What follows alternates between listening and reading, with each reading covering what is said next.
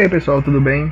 Me chamo Emerson Viana, sou professor de matemática da Escola Francisco Nailton e hoje eu tenho para vocês, na nossa aula 2 de matemática, um bizu muito massa sobre o conteúdo de conjuntos numéricos, né? Conteúdo esse muito importante nas nossas provas externas, né? Até mesmo em prova de concurso, ok? Mas antes disso, não se esqueça de se inscrever no nosso canal e acompanhar todas as videoaulas que são postadas lá, ok? Vamos lá! Então, os nossos números, pessoal, eles são divididos em 5 classes, né? Nós temos aí os números naturais, os números inteiros, né?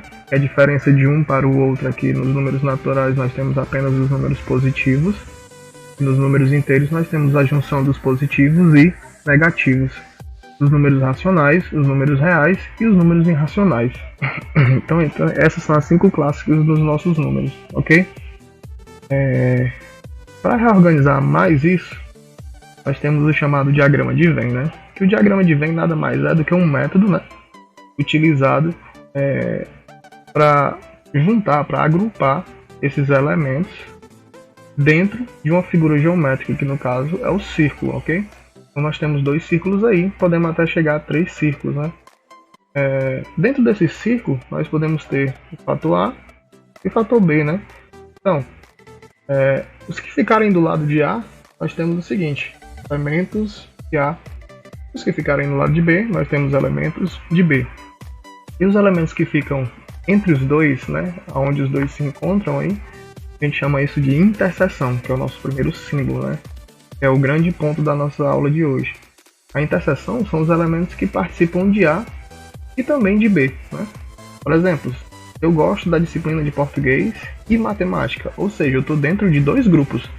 Dentro de um grupo de pessoas que gostam de português, mas também dentro do grupo das pessoas que gostam de matemática, né? Eu posso ter essas 2 escolhas. Ou como eu posso ter também só ou gostar de matemática ou gostar apenas de português, né? Posso ter essas 3 possibilidades, ok? Tradicionalmente, para você calcular essa questão, né, esse tipo de questão, para você descobrir a interseção entre 2 grupos, você utiliza essa fórmula aqui, ó, né, que é a fórmula do diagrama de Venn. E como é que se lê essa fórmula? É A, esse símbolozinho união, né, que é um U, união a B, ou seja, a junção dos elementos de A com os elementos de B, é igual aos elementos de A, né, esse N representa elementos, então eu tenho elementos de A mais elementos de B, menos esse próximo símbolo que a gente vai ver agora, que é a interseção AB, né?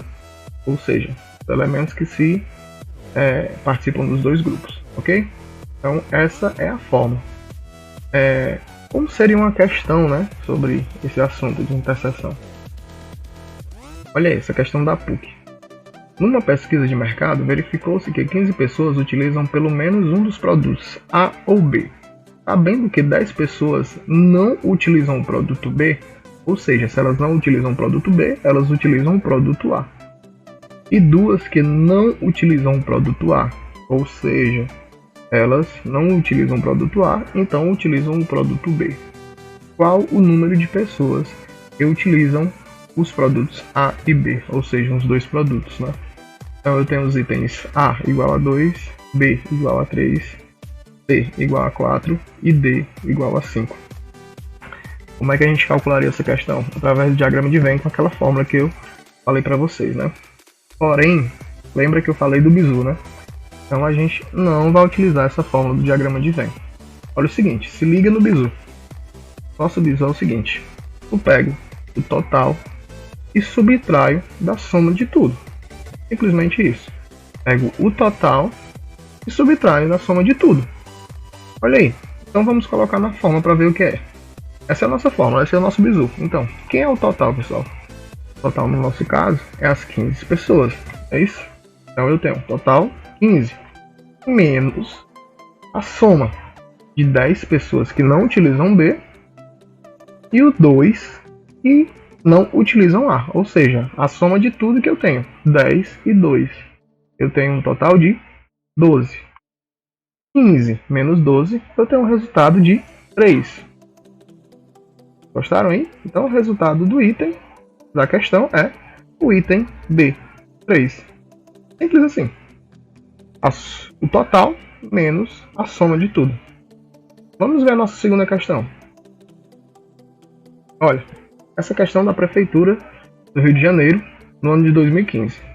Um paciente é diagnosticado com uma determinada doença se e somente se apresentar os sintomas A e B.